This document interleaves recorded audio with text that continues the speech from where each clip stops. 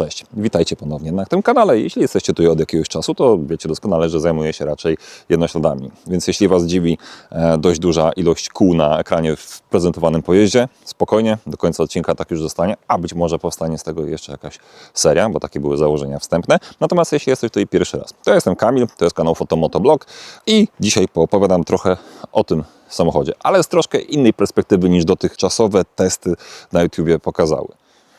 Bo jest to pojazd używany z przebiegiem 36 000 km. Więc mam co nieco odmienne zdanie od tych takich, wiecie, testów nówek. No, zaczynamy.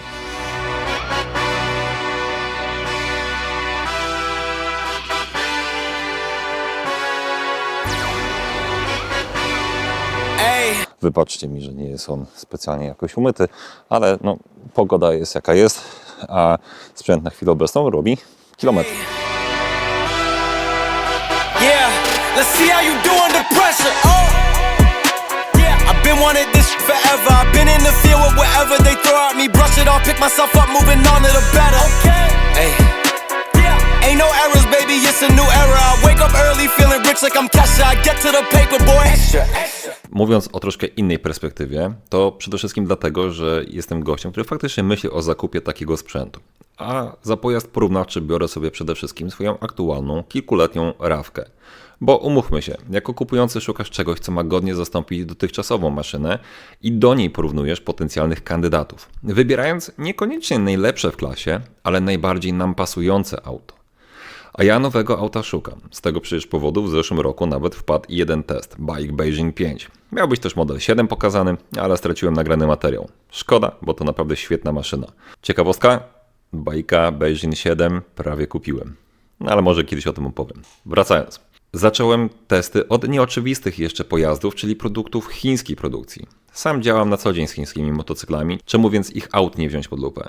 Ponadto, nie przechwalając się, a nie chcę też negować kanałów testujących auta, ale oglądałem sporo testów interesujących mnie maszyn. Potem przejechałem się nimi sam i cóż, mam wiele zgoła innych spostrzeżeń, zwłaszcza o dzisiejszym aucie, bo każdy testujący, jak bardzo by nie przekonywał, że podchodzi obiektywnie do testu, to opiera się jednak o własne subiektywne odczucia.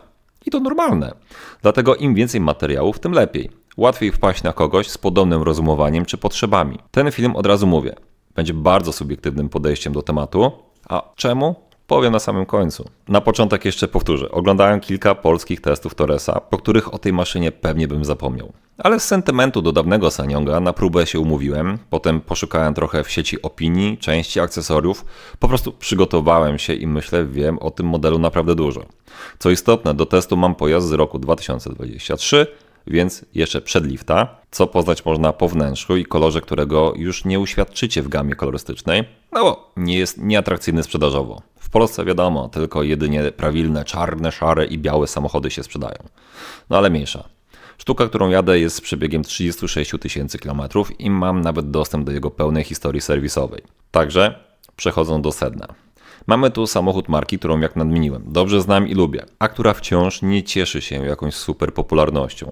Wiele osób myśli, że to Chińczyk, co nie do końca jest nietrafionym skojarzeniem, o czym za chwilkę. Marce też nie pomaga ostatnia zmiana nazwy, bo aktualnie jest to KGM, co rozwijając skrót z tłumaczeniem na nasze, oryginalny produkt z Korei. Torres, którym jadę, pojawił się jeszcze jako Sanyong, a ta marka, myślę, może być znana, podejrzewam głównie z robienia, no jakby to delikatnie ująć, bardzo oryginalnych wizualnie samochodów. Patrz Rodius czy dawny Action, ale też bardzo dobrego Rextona, o którym fajny materiał znajdziecie w Terenwizji na przykład. Dla mnie jednak pierwsze skojarzenia to model Musso, ale nie ten pick-up aktualny, tylko ten stary. Jedna z moim zdaniem najładniejszych terenówek lat 90. Składana w Polsce i występowała tu ze znaczkiem DU, pod maską skrywając technologię Mercedesa. DU to żerań, czyli FSO. Z FSO mam do dziś Poloneza, więc sentyment tym większy. Że o godzinach spędzonych za dziecka w salonie na Kotsisa, na macaniu pierwszych Sanyongów to już nie wspomnę. Dzisiejszy KGM to oczywiście zupełnie inna firma, która z koreańskich rąk przechodziła w chińskie. Tu koncern SAIC.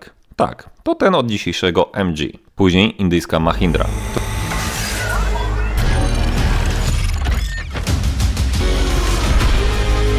którą motocyklową możemy znać w Europie za sprawą angielskiego BSA. i zdaje się czeska Jawa coś tam u nich produkuje. I jak nadmieniłem, dziś KGM na powrót jest marką koreańską z naprawdę konkretnym zapleczem finansowym. Co istotne w kwestii stabilnego rozwoju, bo patrząc na ich historię, no to ile razy można bankrutować. Więc tak, mają hajs i chyba lepszy sposób zarządzania. Taki współczesny i bardzo aktualny na dziś dzień, co widać jak spojrzymy na dostępne jednostki napędowe. Jeśli chodzi o silniki spalinowe w tym egzemplarzu, to są to benzynowe 1.5 turbo z bezpośrednim wtryskiem paliwa, zaprojektowane przez indyjską Mahindrę. Aktualnie w salonach możecie dostać wersję elektryczną z akumulatorami typu Blade Battery, które z tego co kojarzę dostarcza chiński BYD. Ostatnimi czasy pojawiła się też hybryda. I tu technologii dostarcza SAIC. Także fajnie, że KGM żyje w przyjacielskich stosunkach ze swoimi ex, że tak to nazwę. I do tego wszystkiego zapomniałbym. Najważniejsze, wersja występująca w Polsce i przez polską firmę przygotowana. Najlepsza i jedynie prawdziwie ekologiczna i jedyna prawilna hybryda, jaką znamy, zapewniająca realne oszczędności na paliwie, czyli... Lepsza przyczepność, lepsze prowadzenie, lepsze przyspieszenie, lepszy power, gamoniu. Taki właśnie zestaw mam tutaj. Dodatkowo w tej najdroższej konfiguracji, czyli z napędem na 4 koła i z automatem. Automat to klasyczny hydrokinetyk produkcji japońskiego Aisina. I w tej kwestii, jeśli oglądaliście materiał o Toresie, każdy narzeka na jej czas reakcji na wciśnięcie pedału Tryb gazu. sport, kiepska nawierzchnia, ale pusto jest przynajmniej, więc mogę sobie próbować. 3, 2, 1, wciśnięty. Od razu startuje. Już, jak rwie. I tylko słychać jak turbinka świszczy. Fajny jest. Pojawiły się też głosy, że to w ogóle skrzynia CVT. Co mnie rozbawiło, bo to przecież zupełnie inna zasada działania i budowy. CVT mam w Toyocie i w sumie dlatego też trochę rozumiem takie stwierdzenie. Bo ta skrzynia działa szalenie płynnie. Przyłączanie biegów w trakcie codziennej jazdy jest dla mnie wręcz niezauważalne. Nawet na łopatkach, zarówno zmieniając w górę czy w dół, robi to płynnie, tak mięciutko.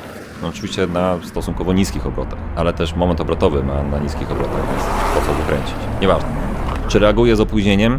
No, to duże rodzinne auto o zabarwieniu terenowym. Nic z czym bym się miał przejmować. W codziennej jeździe nie przeszkadza.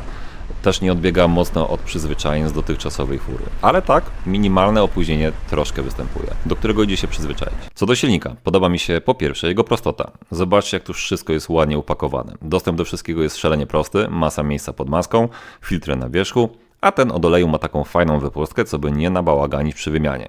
Rozrząd jest na łańcuchu, jakby przyszło do jego wymiany to komplet coś koło 1000 zł.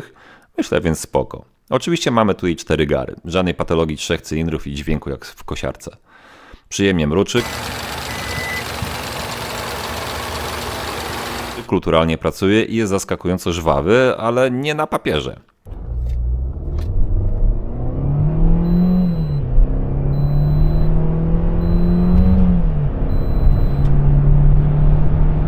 Wiecie, duży samochód, 1500 cm3 pojemności i tylko albo aż 163 konie, 280 Nm.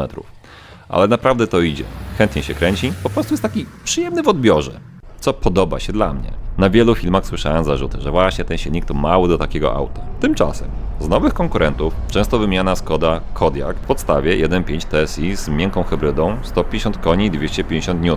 No i lekko 60 000 zł drożej. Moja RAV4, wolnosący 2.0, 150 koni i niespełna 200 N.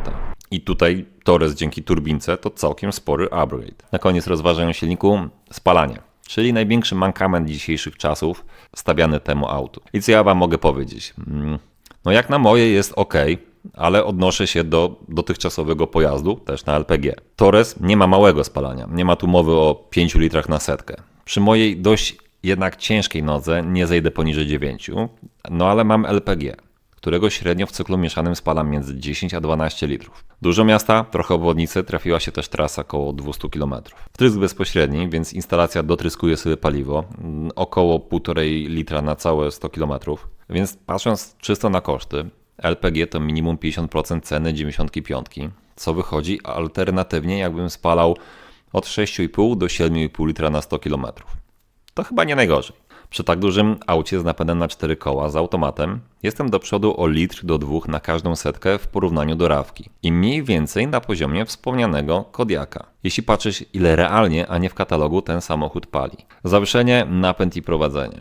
Siedzę, jak nadmieniłem, w najwyższej konfiguracji Torresa, więc poza automatem, jedyną prawilną hybrydą, masą mniej lub bardziej potrzebnych bajerów, mam też do dyspozycji napęd na 4 koła. To podnosi oczywiście masę, bo to jest, zdaje się, 1610 kg, co na ten gabaryt nie jest tak źle. Moja RAV4 5 kg lżejsza, a taki Passat B5 na przykład, jedynie słuszne w nadwoziu kombi i nie daj napędem synchro waży ponad 1600 kg. Nie wspomnę o kolejnych generacjach, które są tylko cięższe, w podobnej konfiguracji oczywiście. Także raz jeszcze, w Torresie nie jest tak źle. Zawieszenie, bardzo klasyczne, bym powiedział, przód kolony MacPhersona, tył wielowahacz. Turla się to na seryjnych dla wersji Wild kołach 20-calowych, i brzuszek auta od gleby dzieli jakieś 19 cm. Zgodnie z oglądanymi testami miało być miękko, duże wychyły, komfortowo i ekstremalnie na nierównych drogach. Tu fakt. Na tak dużych lakach auto jest zaskakująco komfortowe. Spory prześwit, spory skok zawieszenia powoduje, że faktycznie to nieźle sobie radzi na bocznych drogach. W szybko pokonywanych zakrętach, tudzież łukach, jest pewnie, czuję, że mam nad autem kontrolę, bez tendencji do wyjeżdżania przodu czy zamiatania tyłem, ale trochę jest jak w elektryku. W sensie czuć, jak cała ta masa wchodzi w zakręty. Jakiś taki ciężki jest strasznie. W sensie, jak nadmieniłem, on się trzyma, ale daje znać, że jedziecie sporą rodzinną furą, która nie na tor została stworzona. A propos komfortu, przejdźmy do wnętrza i tutaj rozłożenie na łopatki mojej Rawki, ale też i wielu nowych i niejednokrotnie droższych konkurentów. Spasowanie, wykończenie, materiały. No jest efekt wow. Dla mnie dwumetrowca jest bardzo wygodnie. Fotel, regulacja kierownicy w 2 płaszczyznach, ilość miejsca, zwłaszcza nad głową. No w Rawce jak siedziałem w czapce, to już dotykałem dachu. Tutaj pełny luz, tak z przodu jak i z tyłu, gdzie jest nawet regulacja położenia oparcia. Bagażnik ma 700 litrów, ale tylko na papierze. Podejrzewam, że uwzględniali przestrzeń pod podłogą, która tu jest zajęta przez butlę. 68 litrów na LPG. Multimedia. Proszę Państwa, niezależnie od tego, co mówiono na innych testach, to jak dla mnie jest to bardzo fajna kompilacja, która wygląda w sumie całkiem nie najgorzej. Może troszkę naćkany jest, ten nowszy jest taki, wiecie, gładki, bo ma 2 duże ekrany 12-calowe i tyle, a tu jest tak zrobione inaczej, ale to ma wszystko sens, jak się tego dłużej używa. Zacznijmy od kierownicy. Ustawienia multimediów, ustawienia tempomatu i komputera pokładowego. Tu mamy potrójny ekran, można powiedzieć podwójny, jak zwał, tak zwał, bo mamy po bokach 2 ekraniki i centralnie taki LCD, gdzie mamy wszystkie informacje o aucie. Tutaj ustawienia użytkownika, czyli wszystko to, co możemy zmienić w aucie, jak ma się zachowywać, kiedy ma się klapa bagażnika otwierać, kiedy mają drzwi się otwierać, zamykać, czy ma powiadamiać, czy ma follow home, wiecie, włączać. To wszystko mamy tutaj pod palcem w tym komputerze. Wydaje mi się to logiczne. Z drugiej strony mamy multimedia, głośniej, ciszej i następny poprzedni, wyłączanie asystenta pasa ruchu. No i w zasadzie tyle. Tu jeszcze mamy co? Trip A, trip B, po odjeździe, autostop, FM, czy co tam mamy włączone, jakieś źródło dźwięku. Tu powinien się wyświetlać tryb jazdy, teraz jest normal i co jest ciekawe, nikt na testach w wersji z napędem na 4 koła nie mówił właśnie, jak się zmienia tryby jazdy, ale już wiem czemu. Ten ekran jest tylko do multimediów. Przyznam od razu, że jak tylko dostałem samochód, to pierwsze co zrobiłem, to sobie go zaktualizowałem. Jak widzicie, mapa jest od TomToma, czyli no, powiedziałbym, to nie są tanie rzeczy i to całkiem fajnie działa. Fajnie działa, bo ma bazę fotoradarów i innych takich miejsc nieprzyjemnych dla kierowcy i bardzo głośno, niezależnie co leci w tle, czy mam Androida Auto podłączonego, czy muzyka, czy radio, czy cokolwiek, to bardzo głośno powiadamia o tym, że coś jest nie tak, z tylnych głośników gdzieś tam dobiega do mnie ten dźwięk, spoko. Na podstawie tej mapy TomToma ograniczenia prędkości też są wyświetlane w jakiś sposób, aczkolwiek tego nie włączałem. Nie za bardzo mnie to interesuje. System generalnie może nie jest jakiś tam mega współcześnie zrobiony. Faktem jest, że koreańska wersja ma tutaj tablet 12 cali, a u nas dali ten 10-calowy z tymi przyciskami po boku. No niemniej jednak, no wiecie, tutaj przytrzymując przycisk wyłączam sobie ekran, nie? Mogę wyciszyć muzykę, mogę przełączać się między trybami i tak dalej. Kurczę, nie jest to takie do końca złe, że te przyciski tutaj są. Jest to szybkie przejście do konkretnych funkcji ekranu. Także spoko. Setup dotyczy właśnie tutaj ustawień nawigacji i to jest troszkę mylące, bo żeby wejść do ustawień, to gdzie muszę wejść? Muszę wejść do głównego ekranu, mode, czyli właśnie do głównego ekranu i sobie wejść wtedy w opcje. I tu ustawiam w zasadzie tylko to, co się wyświetla na tym ekranie, nic więcej. Nie wiem, no dla mnie to jest logiczne, tak jakby to były 3 oddzielne urządzenia w gruncie rzeczy. No dobra, ten jest troszkę połączony z tym. Dlaczego?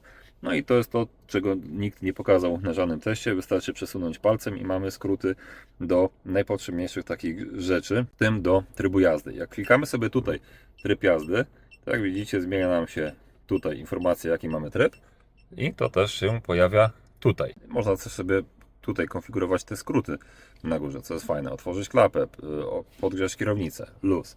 A tu mamy jeszcze grzanie tyłka i wentylację tyłka. Fajna grafika, ładnie to wygląda. I teraz tak, nie ma tutaj fizycznych przycisków za dużo, ale po co jest ten ekran? Bo dużo osób narzekało na to, po pierwsze, że on jest za nisko, więc no dobra, nie używamy go aż tak często, ale jest za nisko. No i że jak klikamy tutaj, to informacje powielają się tutaj na ekranie głównym przez te kilka sekund. No bo zobaczcie, jak idziecie sobie przed siebie i chcecie coś zmienić na szybko na klimatyzacji, no to faktycznie trzeba opuścić dość nisko wzrok. Ale wystarczy, że mam rękę tutaj, nacisnę w dowolnym w zasadzie miejscu, słyszę kliknięcie i widzę już na ekranie, co to kliknięcie robi. Jak się nie trafiłem w jakąś opcję, no to nie muszę odrywać jakoś daleko wzroku od ulicy, tylko mogę sobie tutaj dokończyć, robić to, co chciałem zrobić, prawda? Więc wydaje mi się to dość sensowne. Dobra, tak ogólnie to jazda tym autem naprawdę sprawia przyjemność, zwłaszcza przy dzisiejszym taryfikatorze mandatowym. Mam wystarczające osiągi jak potrzeba. Jest zrywny, żeby nie powiedzieć wyrywny. Wiecie, to jest prosty silnik, starej daty można powiedzieć. I mamy wrażenie, że jedziemy mocniejszym samochodem, bo on nie ma tych elektronicznych wspomagaczy, jakichś pierdółek. Zwykła, czysta mechanika. W środku pełen komfort i wykonanie, które cieszy oko. Zdecydowanie ciszej jest w środku niż w mojej Rawce. To wyciszenie powoduje, że przy takiej stosunkowo spokojnej jeździe, tym bardziej nie słychać silnika, no i nie czuć pracy skrzyni biegów. Powyżej 110 km/h na ekspresówkach czy autostradach faktycznie dobiegają do naszych uszu dość mocne opory powietrza, no ale też samochód mamy o aerodynamice kiosku ruchu, więc nie jest to specjalnie dziwne, no ale mogłoby być tu lepiej. Czyli tylko i wyłącznie wytrychy plug-in, to jest ekwiwalent zużycia paliwa mniej więcej 2,15 na 100. Co do zawiasu, to ten pracuje bardzo przyjemnie, nie jadąc na krawędzi zawieszenia i prowadzenie jest naprawdę na zadowalającym poziomie. Taka wygodna, fajna, rodzinna limuzyna. Do tego inteligentny tempomat, który działa wyśmienicie, moim zdaniem. I to wraz z utrzymaniem pasa ruchu, no dobra, trochę pływa od linii do linii, ale trafnie je wykrywa i trafnie trzyma zadany kurs przez długi czas. Po prostu długo może jechać sam. Oczywiście musicie trzymać ręce na kierownicy, bo teraz będzie krzyczał na was, że tego nie robicie, natomiast naprawdę bardzo dobrze to działa i zdecydowanie lepiej niż na przykład konkurencyjnym koreańskim Hyundai Tucsonie. Dobra, na koniec wygląd. Trochę dziwaczny, trochę przesadzony, widać pewne inspiracje, ale na pewno wyróżnia się na tle tego wszystkiego, co mamy na rynku. Do mnie to trafia, sporych rozmiarów SUV, co udaje, że jest terenówką. Sam KGM tak go przedstawia, oferując kilka unikatowych jak na klasę pojazdu dodatków, które od razu bym tu zakładał. Dużo ludzi go wyśmiewało, bo na przykład większość z testujących pojazdów redaktorów nie wiedziała, do czego służą te uchwyty na masce. No nawet sam importer to pokazał, była taka dopasiona demówka. Tutaj na wzór Defendera czy Wranglera można założyć dodatkowe oświetlenie. Bardzo ładnie w zderzaku wpasować można na przykład wyciągarkę. Boczne panele w tym srebrnym kolorze to z jednej strony miejsce na drabinkę lub zbiornik paliwa, z drugiej dodatkowy mały schowek. Spytacie, po cóż mi taki schowek? Śpieszę z wyjaśnieniem. Duży bagażnik daje możliwość zmieszczenia, na przykład w moim przypadku, takiej składanej przyczepy na motocykl. A ów schowek pozwoli ulokować tam na przykład elementy montażowe do niej, czy też nie zawsze czyste pasy transportowe. Poza tym wygląda to fajnie po prostu, tak bojowo. Drabinka pomaga sięgać do bagażnika dachowego, jest kilka dedykowanych, czy na przykład u dealerów można kupić namiot dachowy i materac do bagażnika, więc teoretycznie możecie zrobić z Torresa 4-miejscowy kamper, jak się uprzecie. Dziwny element wyglądu to klapa bagażnika. Tak, tylko wygląda jakby skrywała koło zapasowe i otwierała się na bok. Otwiera się normalnie. Ta klamka jest szalenie wygodna w użytkowaniu, zamiast jakiegoś zabrudzonego małego przycisku do wymacywania pod tablicą rejestracyjną. Co do koła, to faktycznie dziwny element, ale Koreańczycy mają bezsensowną imitację drabinki lub sensowny z punktu widzenia posiadacza instalacji LPG zestaw montażowy koła zapasowego na klapie. No mówiłem, że fajnie to Koreańczycy przekminili. Dla mnie się podoba. Lampy. Ładnie wyglądają, dobrze świecą. Śnieżycy jadąc faktycznie trochę naleciało tu śniegu, ale nie tak, by świateł nie było widać. Ta zaślepka, wielu pyta, po co to jest. Ja pytam, a czemu nie? Ile razy się zdarzyło widzieć właściciela pojazdu szukającego otworu do haka holowniczego? Znajdźcie takiego na przykład w Chryslerze Pacyfika. A tu wielka czerwona zaślepka. No czad, albo kicz. Ocencie sami. Podsumowując, jest duży, jest dziwny, wyróżnia się na tle innych. Technicznie pragmatyczny, bez wydziwasów czy pseudoekologicznych badziewi, nie wspominając o bezsensownych systemach przeszkadzających. Nie jest to wóz do ścigania, nie jest pewnie jakoś specjalnie szpanerski, ale fajny pojazd użytkowy spełniający moje potrzeby, pozwalający się wyróżnić na drodze. No i tak, nasłodziłem, że tylko czekam na komentarz, aż że opłacone, że to reklama i tym podobne teksty. I ten ktoś, kto tak napisze, no nie pomyli się, bo tak, materiał jest w pełni opłacony. Z mojej kieszeni. Mówiłem na samym początku, że materiał będzie bardzo subiektywny. No mówiłem. No to co, będę negował, tudzież krytykował swój świeży nabytek? No nie wydaje się to być logiczne, nie? Może trochę subiektywnie, ale naprawdę w pełni szczerze opowiedziałem wam o KGM Toresie. No, także tego. Toyota RAV4 2015 rok, 4. generacji. Reflektuje ktoś odkupić? Bo mam na zbyciu.